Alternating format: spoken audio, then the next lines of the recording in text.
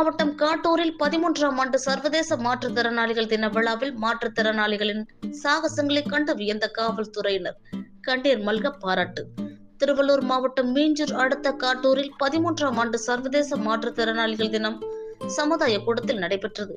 மீஞ்சூர் ஒன்றிய மலரும் மாற்றுத்திறனாளிகள் கூட்டமைப்பு, வசந்தம் மாவட்ட மாற்றுத்திறனாளிகள் கூட்டமைப்பு மற்றும் சென்னை சமூக சேவை சங்கம் இணைந்து நடத்திய இந்த நிகழ்ச்சியில் சுமார் 100க்கும் மேற்பட்ட மாற்றுத்திறனாளிகள் கலந்து கொண்டனர். இதில் சிலர் தங்கள் கலை திறமைகளை வெளிப்படுத்தினர்.